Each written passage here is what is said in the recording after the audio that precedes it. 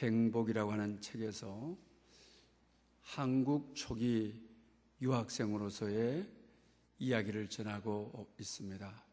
그 당시 미국에 유학 가는 분들이 별로 없었다고 하는 것입니다. 또 우리나라 교육이 잘 되어 있어서 유학을 간다 할지라도 유학 공부를 하기가 쉽지 않았다고 하는 것입니다. 영어가 되지 않고 또 발음이 되지 않기 때문입니다. 그래서 유학 생활이 외톨이로 너무 쓸쓸하게 생활할 수밖에 없는 것입니다. 또 말을 하게 되게 되면 친구들이 비웃고, 그래서 자기 자신은 공항 근처에서 원룸을 얻어서 생활을 하는데, 비행기가 떴다 내렸다 하게 되게 되면 고향 생각을 하고 청소년도 아닌데 눈물을 지었다고 하는 것입니다. 그러면서 자신감이 없어서 바깥에 나가서 물건을 사거나, 또 학생들과 대화가 원만하지 못하니까 방 안에서만 박혀서 숨어서 살았다고 하는 것입니다. 그런 가운데도 하나님과 교통은 끊지를 말아야 되겠다. 늘 하나님의 말씀을 묵상하고 그날에 주시는 말씀 가운데서 하나님의 음성을 듣고 하나님의 마음을 알아가기를 원했습니다. 그런 가운데 역대상 29장 12절을 어느 날 읽게 되어집니다. 그 말씀은 모든 사람을 높게 함과 강하게 하심이 주의 손에 있음이니라. 아멘. 정말 힘든 유학생활, 한국 초창기 유학생으로 살아갈 때, 주위와 관계를 맺지 못하고 살아가고 있을 때에 모든 사람을 높게 하고 강하게 하심이 주의 손에 있다. 이 말씀이 자기 마음에 박히게 되었습니다. 하나님의 약속의 말씀으로 자기에게 임하게 되었습니다. 이 말씀에서 큰 위로를 얻고 용기를 가지게 됩니다. 그러면서 유학생활을 잘 마치게 된 것입니다. 그러면서 이런 질문을 하게 됩니다. 성도는 누구냐? 여러분들은 성도를 누구라고 생각하십니까? 이분은 성도를 이렇게 말하고 있습니다. 하나님의 약속을 받은 사람, 자기처럼 먼 외국 땅에 외롭게 살아갈 때, 고향 생각하면서 울고 살아갈 때 하나님께서 약속의 말씀으로 확실히 자기에게 주는 말씀이 모든 사람을 높게 하고 강하게 하심이 주의 손에 있다는 말씀입니다. 여러분, 우리 모두는 아브라함에서부터 우리 이삭, 또 야곱, 요셉에 이르기까지 성경은 하나님이 누구냐, 믿는 사람이 누구냐, 하나님의 약속을 받은 사람이다. 아브라함은 본토 친척 아비의 집을 떠나 하나님이 지시한 땅으로 가라고 하는 약속을 받았습니다. 그러나 약속을 받고도 정말 절망 중에 놓일 때가 많죠. 그러나 그 절망 중에서도 약속을 굳게 잡고 절망 속에 주님 안에 있는 소망을 바라보고 기도하는 사람. 그래서 결과적으로 가나안 땅에 이르게 되어진 것입니다. 그래서 오늘은 절망 속에서 주님 안에 소망을 보라, 이런 제목으로 여러분에게 말씀을 드리려고 합니다. 영화 타이타닉 이 주제가를 불렀던 사람이 캐나다 셀린 디온이라고 하는 사람이죠. 그리고 나이 차이가 굉장히 많은 분과 결혼식을 하게 되는 장소로 유명한 것이죠. 또 22년 후에 자기 남편이 세상을 뜨게 되는데 장례식장도 그곳에서 하게 되는 것이죠. 그곳이 바로 캐나다에 있는 몬트리올 노트르담 대성당에서 하게 되어지는 것입니다. 이 대성당에 가보게 되게 되면 저도 우리 캐나다 동로회가 우리 노회와 자매 결혼이 되어 있기 때문에 1년에 한 번씩 오고 또 저희 노회에서 가고 하기 때문에 한번 간 적이 있습니다. 또 저희 교회 1년에 거의 한 번씩 오시는 안상호 목사님이 캐나다에서 목회를 하시는데 또 제가 가게 되면 이 몬트리올까지 친절하게 자기 차로 안내해서 다녀온 적이 있습니다. 여기에 가게 되면 줄을 쫙 서서 기도단이 있는 것이죠. 초를 사서 그 초에다 소원을 담아서 다 올려놓게 되어지는 것입니다. 모든 종교는 자기 소원을 담아서 기도하는 양식이 있는 것입니다. 우리나라에도 옛날 어르신들이 별빛 아래 정화수 떠다 놓고 비고 비는 천지신명에게 그런 우리 어른들의 모습을 알 수가 있는 것입니다. 불교도 마찬가지인 것이죠. 소원의 향을 사서 부처님 앞에서 태우는 것, 아니면 사찰 기와장에 자기 이름을 쓰고 가족의 이름을 써서 건강과 안녕을 기원하는, 어디를 가든지 이런 자기 소원이 연락되기를 바라는 모든 종교의 특징을 가지고 있습니다.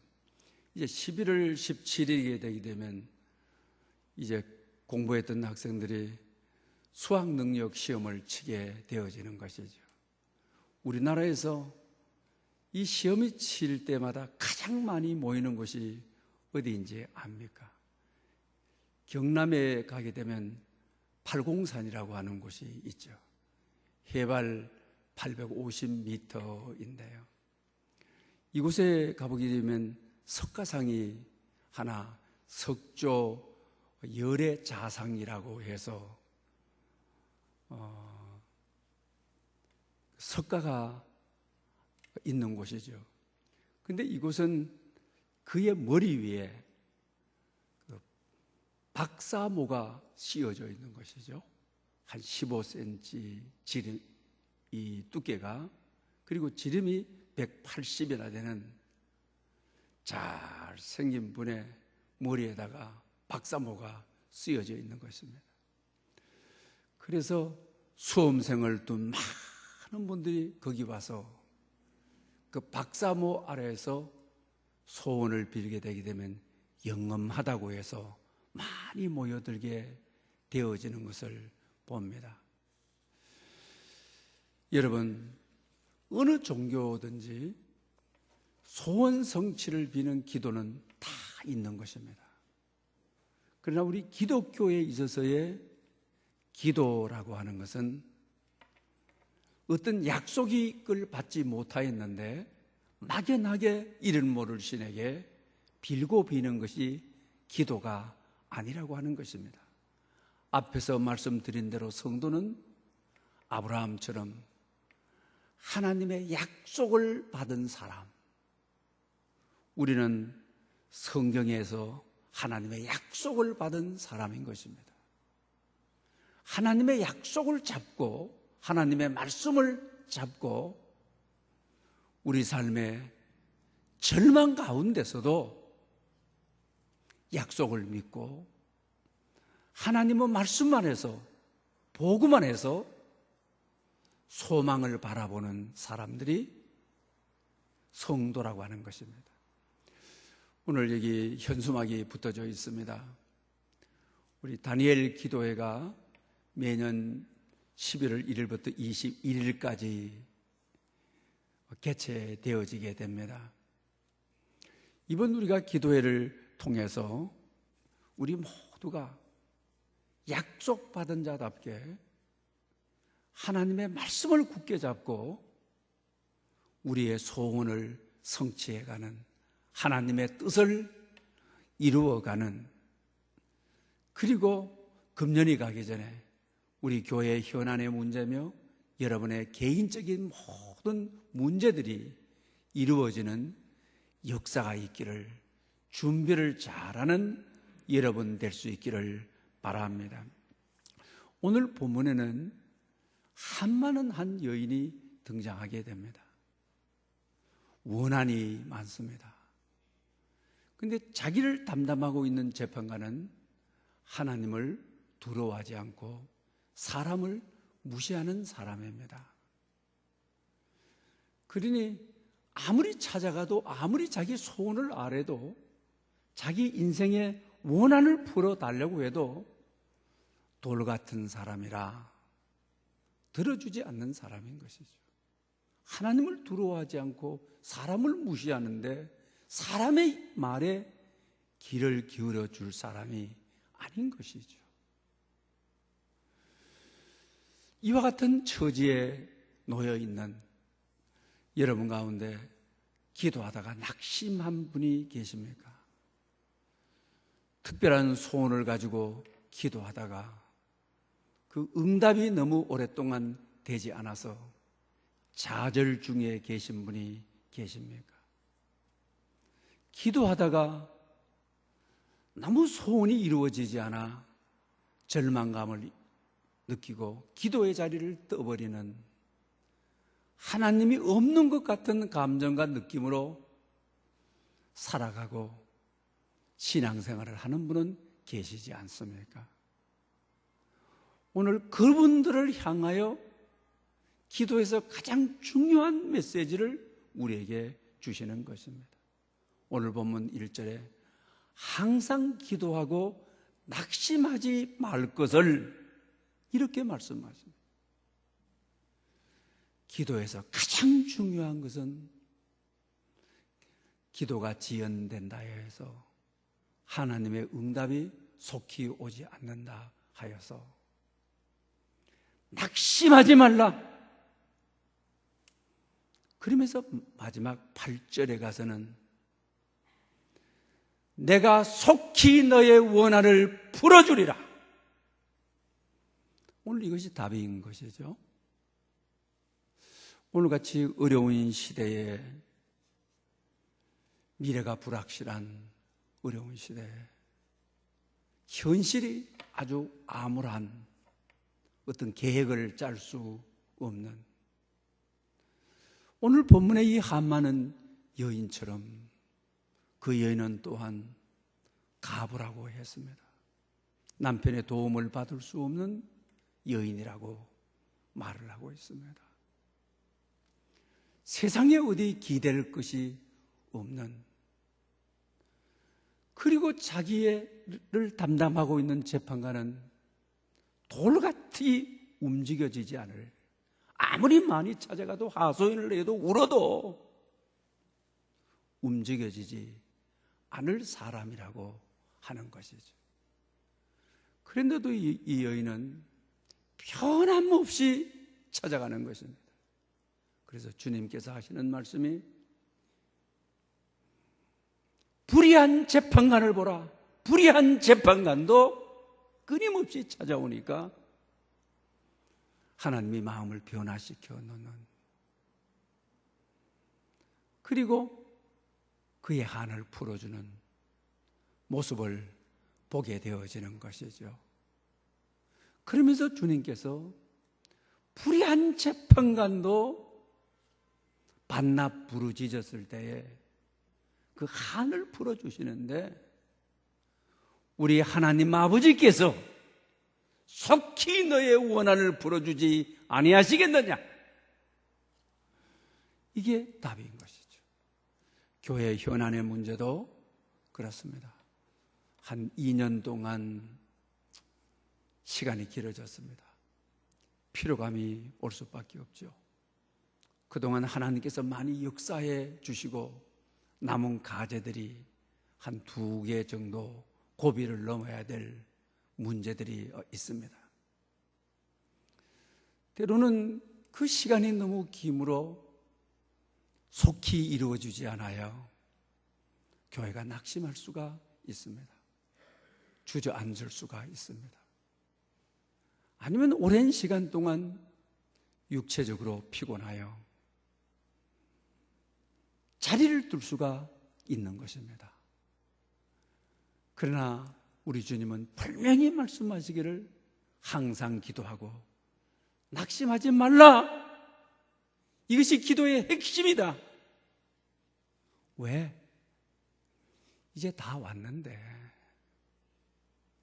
이제 곧 이루어지는데 낙심해서 기도하지 않을까 봐, 낙심해서 기도의 자리를 뜨고 예배의 자리를 떠서 하나님이 예비하신 은총을 누리지 못할까 봐, 그걸 방지하기 위해서 내가 속히 너의 원한을 풀어주리라. 우리 주님이 오늘 교회의 현실 속에, 오늘 코로나 블루 시대에 우리의 삶의 현실 속에 마음이 무너지고 삶이 무너져 있는 오늘 이 현실 속에 교회와 저의 자신도 오늘 본문 말씀을 준비하면서 주님, 우리 교회 현실에 담임 목사인 제가 이 말씀을 그대로 받습니다. 감사합니다. 기도하다가 낙심하지 않겠습니다. 주님의 말씀이니까. 그러면 주님의 약속이 내가 속히 그 원한을, 모든 현안의 문제를 풀어주리라. 이것이 주님의 약속입니다.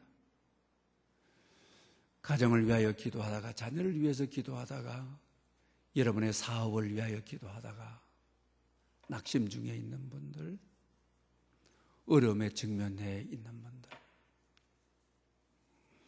불의한 재판관에게 놓여서 찾아가도 필요 없는데 이제는 찾아가지 말아야지, 이런 마음을 가지고 있는 분들, 다시 마음을 추스리시고 이번 다니엘 기도회를 통해서 우리 영혼이 회복하는, 항상 기도하고 낙심하지 말라, 이 말씀을 마음에 새기는, 그리고 행동으로 행하는 우리 삶의 기도의 자리를 다시 만들어내는, 그래서 오늘 본문에 속히 이루어지는 그런 역사와 은총이 교회와 여러분 가운데 있으시기를 축원합니다. 우리 인생은 누구를 막론하고 무거운 짐진 자들이죠. 세상에 짐을 안 진 사람은 한 사람도 없는 것이죠. 다만 사람에 따라서 인생의 무거의 짐이 무거우냐 가벼우냐 차이가 있을 뿐인 것이죠. 인생의 누구를 막론하고 다 짐지고 인생길을 가는 사람이라고 하는 것입니다. 한 주간도 여러 전화들 속에 그렇습니다. 아버님이 종합검사를 받았는데 머리에 종양이 있다고 합니다. 기도해 주십시오. 정말 자식으로서 무거운 짐이 더해져 가는 것이죠. 중환자실에서 어떻게 됐는지도 의사 선생님이 도대체 연락을 주지를 않습니다. 연락하게 되면 의사 선생님이 오히려 짜증냅니다. 다행히 수술은 나고 중환자실에 계십니다. 전부 이런 내용인 것이죠. 우리 모두가 다 인생에 짐을 지고 가는 사람인 것입니다. 기도는 우리 인생의 짐을 주님께 맡기는 것이죠. 우리의 인생의 짐을 가볍게 해달라고 하나님 앞에 탄원하는 것이죠. 한철한 시인이 돌멩이라고 하는 시에서 이렇게 말하고 있습니다. 그대로 인용하겠습니다. 때로는 길가에 놓인 돌멩이 하나가 부러울 때가 있다. 귀 없어 듣지 않고 입 없어 말 않고 눈 없어 보지 못하니 어찌 보면 이것도 큰 행복이 아니겠느냐. 때로는 길가에 놓인 돌멩이 하나가 그 돌멩이가 부러울 때가 있다. 우리 인생은 봄으로 말미암아 짐이 더해지고 입을 열므로 말미암아 짐이 더 무거워지고 귀가 열려 있으니 근심 걱정되는 소리 듣게 되게 되면 무거운 짐을 지고 가는 이들인 것이죠. 이번 우리가 기도회를 통하여 이 모든 무거운 짐을 주님 앞에 맡겨드리는, 또 주님께서는 인생의 짐만이 아니라 우리 인생의 모든 죄의 짐을, 부끄러운 죄의 짐을 다 그의 몸으로 인류의 모든 죄를 짊어지시고 십자가로 가신 그분께서 짐의 문제를 어떻게 해결하느냐.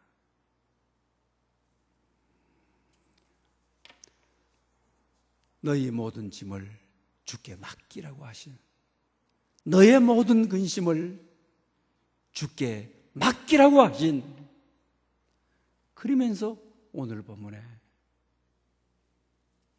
항상 기도하고 낙심하지 말라고 하는 기도는 짐을 주님 앞에 맡기는, 나의 짐을 드러내는 것입니다. 교회의 모든 짐을, 여러분의 개인적, 가정적인 짐을 어려운 문제로 혼자 해결하지 못할 땀 흘리며 짊어지고 가는 그 모든 짐을 낙심하지 말고 내게 맡겨라. 그러면 돌보시리라고 하신 주님의 역사가 이번 기도를 통하여 이루어지는 그런 은총이 있으시기를 축복합니다. 김강동, 세상 끝에서 만나 더 멋진 세상이라고 하는 저자이신데요, 외교관으로서 38년을 사셨어요. 그리고 이제 우리 민간 외교인으로서 10년 동안 생활을 하다가 이 책을 쓰게 되었어요. 자기 자신은 특히 아프리카 외교관으로서 38년을 공무원으로서 있었기 때문에 세계 정세를 잘 알잖아요. 지구촌에 어디가 어려운지를 알잖아요. 특히 아프리카를 봉사단을 데리고 찾아가게 되어지는데요, 기니비사우라고 하는 나라를 갑니다. 저도 이 나라를 지도상으로 아프리카의 정도에 있다고는 하지만 어느 구체적으로 어디에 있는지를 몰라요. 이분은 외교관이니까. 그래서 이곳은 쿠데타가 일어나고 아프리카는 대부분 다 내전이 일어난다는 것이죠. 쿠데타가 일어나고 국내 내전이 일어나니까 식수가 없는 거죠. 양식이 없는 것이죠. 시궁창에 사는 거죠. 화장실이 별도로 없는 것이죠.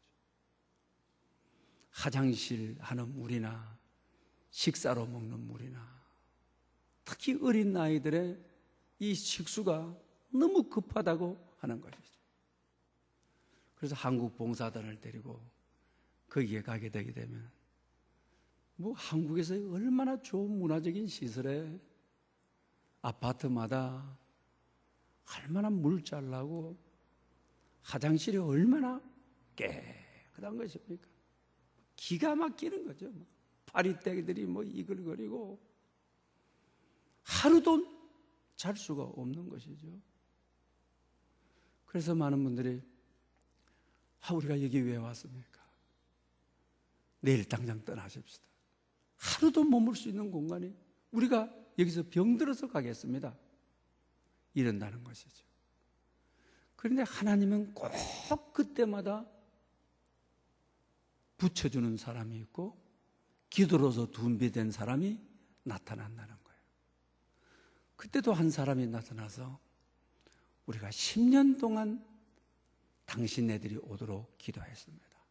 구테타가 일어나고 내전이 일어나고 식수가 없을 때 하나님, 누군가 우리를 도울 자를 보내주셔서 우리를 살려주십시오. 오늘 본문처럼 하많은 여인이 이렇게 호소하는 것처럼 호소를 한다고 하는 것입니다. 그러면서 하는 이야기가 당신들은 우리의 기도의 응답으로 오셨습니다. 이런다고 하는 것이죠. 여러분, 오랜 세월 기도하다가 낙심해서 있는 분들, 기도의 핵심은 낙심하지 않는 것이라고 가르쳐주고 있습니다. 때로는 일이 꼬이고 일이 틀어지고 아브라함이 약속을 받았지만 가나안으로 가는데 일이 꼬이고 틀어지고 아픔을 겪고 애굽으로 양식이 없어서 양식의 문제를 해결하기 위해서 가야만 하고, 그렇지만 하나님의 약속을 주었으니 낙심하지 말아라. 이것이 성도에 가는 길에 첫 번째 명심해야 될 내용이죠. 교회 역사를 보고 여러분 개인의 역사를 보십시오. 하나님은 기도한 대로 인도하셨습니다. 세월이 지난 다음에 돌아보면 낙심한 것이, 끝까지 기도하지 못한 것이 부끄러운 것이죠. 그것이 우리 인생의 실수였음을 알게 되어지는 것입니다. 지난 주간에 믿음의 글에서 이런 내용을 보았습니다. 한 젊은 집사님이 신앙이 좋고 신실한 분이었습니다. 직장에서 회식을 하게 되면 아주 지혜롭게 피해 나갔습니다. 그런데 그날따라 피해 나갈 수가 없습니다. 직장 회식 자리에 갔습니다. 1차도 하고 2차도 하고 3차도 가게 되어서 아주 부끄러운 죄를 지었습니다. 그리고 나니까 마음이 무너지고 눈물이 쏟아지고, 내 믿음은 헛믿음이야. 나 세례받은 거 가짜야. 십자가의 능력이 이 정도밖에 되지 않아. 여기서 무너지는 나야. 하나님은 나를 떠났어. 성령님은 나를 버렸어.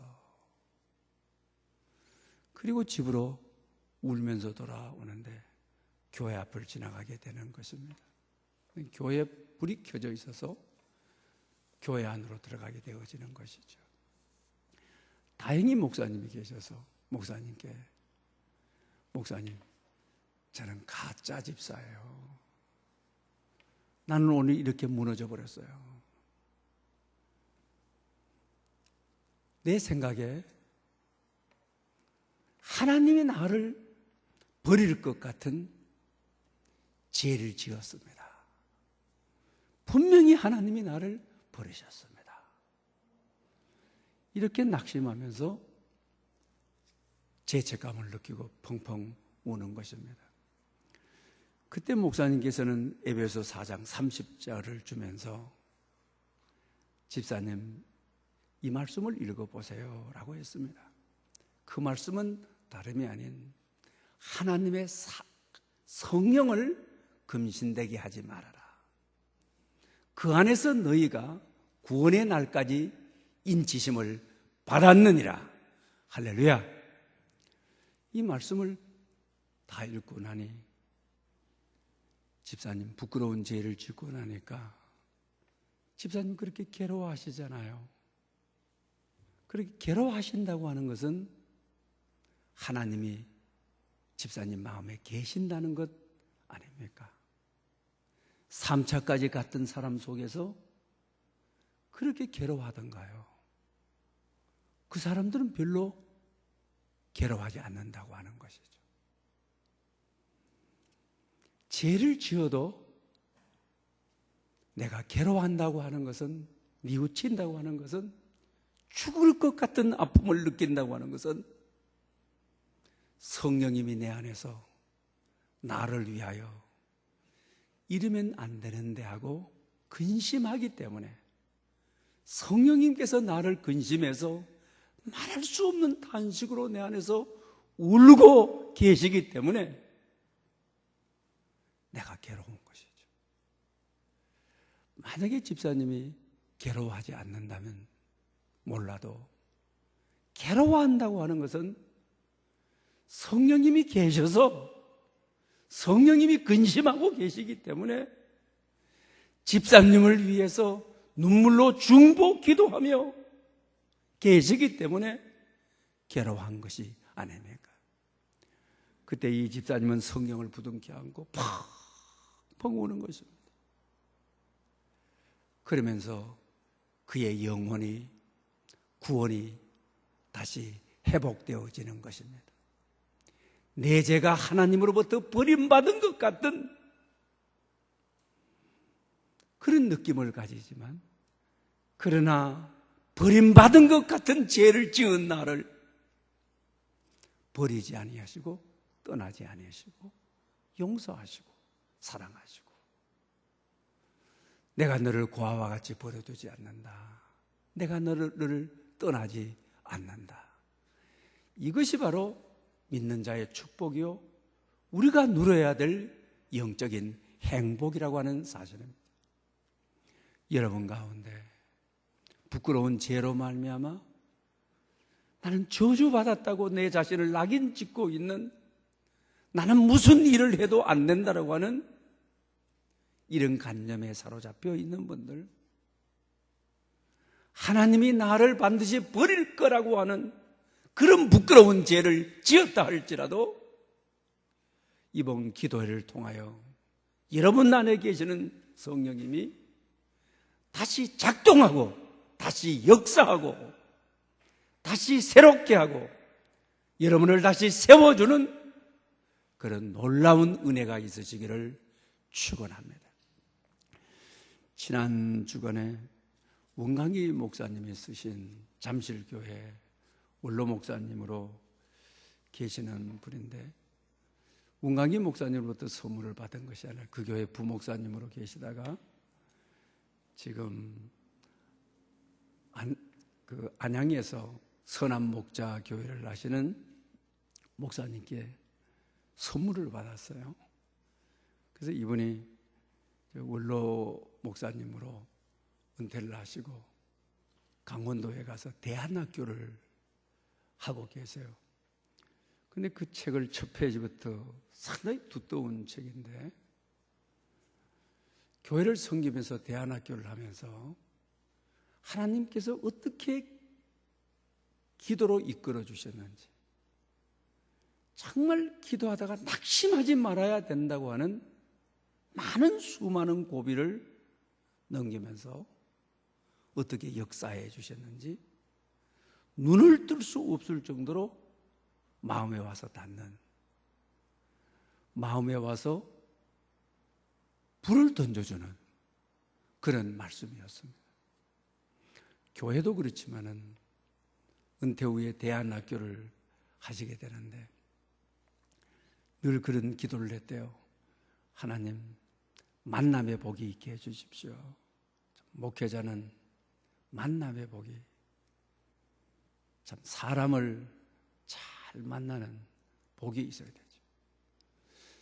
대안학교를 위해서 그렇게 기도하는데, 지금은 고인이 됐습니다만 강양욱 박사님을 만나게 되어서 학교를 세우는 철학에 대한 이야기를 듣게 되었다고 하는 것이죠. 그리고 나서는 장관을 지낸 박재윤 장관을 만나서 설립 절차에 대한 도움을 다 받게. 오랫동안 인연을 가지고 관계를 맺고 살아가는 사람들이 아닌데 꼭 그 절차에는 그 사람들이 나타나게 되더라는 것이죠. 그 대안학교를 처음으로 개원하게 되는 데는 교보문고 사장을 지냈던, 지금은 목사님이 되셨습니다만 경경헌 목사님을 만나게 해 주시더라고 하는 것이죠. 그리고 학생들을 모집해서 대안학교를 어떻게 해서 한 30여 정도 모집을 하게 되는데 100% 대학을 다 진학시키는, 대안학교는 학교 시스템에 적응하지 못하는 학생들이 가서 아주 자연 환경 속에서 서로 기독교의 인재 양성을 하는 신앙 교육을 받는 데잖아요. 우리가 생각할 때는 저렇게 공부해가지고 경쟁 사회 속에서도 낙오자가 너무 많은데 저 대안학교에서 희망을 찾을 수 있느냐라고 하는데 33행 전원이 미국이나 국내 대학에 다 합격시키는 이런 기도의 내용으로 꽉 차 있는 거예요. 참 정말 하나님은. 그리고 나서 마지막에 가서는 유하응, 이분은 대안학교, 이 대한민국의 이런 학교에 대한 훌륭한 교육 전문가인 것이죠. 자기 학교의 교장으로 모시게 되었던 이런 이야기를 소개해요. 그리고 나서 학교 설립 과정이 참 기적이에요. 학교를 해야 되겠다고 하는, 특히 학교 생활에서 적응하지 못하는 그들의 가야 될 공간을 만들고 또 그들의 개성을 그대로 인정하고 학교 생활에 적응하지 못하는 그들의 차이를 인정하면서 어떻게 인성교육을 할 수 있을까, 이런 고민을 하시게 된 거죠. 그래서 강릉에 있는 우리 교단 목사님하고 강릉을 돌다가 목사님, 학교할 자리를 한번 보시지 않을래요? 미리 던지는 거예요. 그래 갔더니만은 축구 훈련장, 그 강릉은 특히 축구를 좋아하고 또 축구 선수를 배출한 곳이기도 하니까요. 그래 갔는데 뭐 축구장을 의리의리하게 두 곳을 지어놓고 천평의 막사를 지어놓고 숙소시설, 모욕시설을 잘 해둔 산 밑에 3만 평이나 되는 곳입니다. 너무 놀라서 이거 얼마 하느냐 하니까 120억입니다. 이러더래요. 교회가 120억을 어떻게 만드나 라고 하니까 나중에 25억에 이게 한번 낙찰될 때마다 우리 교회도 경험하지 않았습니까? 15% 정도씩 다운되어지는 것이죠. 마지막에 가서는 25억에 낙찰을 받게 되어지는 거죠. 그 1000평의 막사를 학교 시설로 만든, 모욕시설 쫙 돼 있고 식당이 쫙 돼 있고 수영장이 별도로 돼 있는, 이렇게 하나님이 이끌어 가시더라는 거죠. 그리고 나서 더욱이 인원을 모집하는데 3월 2일 날, 3월 3일이 지나고 3월 2일 날 그 목사님은 기도하는 가운데 33일에 독립운동가, 그 다음에 33일에 독립선언문, 그래서 하나님께 정원을 33명으로 하겠습니다. 대안학교는 같이 자고 같이 일어나고 같이 예배드리고 그 넓은 자연가의 공간에 자연 친화적으로 생활을 하면서 아주 자유스러운 생활인 거죠. 자체 안에 룰이 있는 거죠. 근데 날짜가 가까이 됐는데 5명밖에 오지를 않았는 거예요. 신설 대안학교의 사람을, 자식을 보내려고 하지를 않는 것이죠. 참 기가 막히는 것이죠. 엄청난 이 3만 평 규모의 이 시설을 만들어 놓고. 근데 하나님께서 CTS 기독교 방송에서 사색 사인에 한번 출연을 해 주십시오 라고 하더라는 거예요. 그래서 나갔다는 거예요.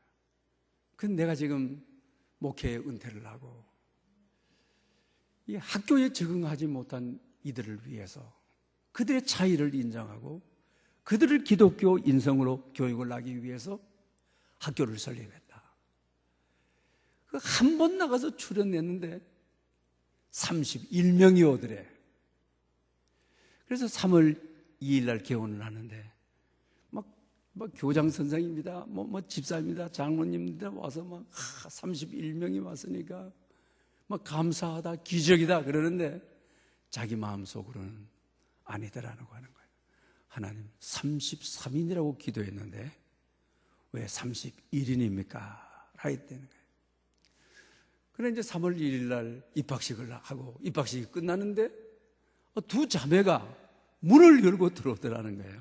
그래서 33인이 딱 채워지더라고 하는 거예요. 그런 이야기며 수많은 간증들을 정말 피부에 와서 닿는 영적인 죽음의 잠을 자고 있는 기도하다가 낙심해서 하나님이 예비하신 여호와의 이레의 축복을 받지 못한 우리의 어리석음, 기도하지 못한 미련함을 간접적으로 우리의 마음을 흔들고 끊임없이 있는 거예요. 이번 다니엘 기도회를 통해서 사랑하는 여러분들, 우리의 영혼을 깨우십시다.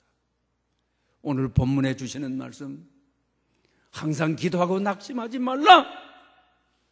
낙심하지 않고 기도의 자리를 뜨지 않으면 주님이 친히 오늘 본문 말씀에 내가 속히 너의 원한을 풀어주리라. 여러분의 모든 현안이, 교회의 현안이, 여러분의 인생의 소망과 한이 풀려지는 역사가 있으시기를 축원합니다. 기도드리겠습니다.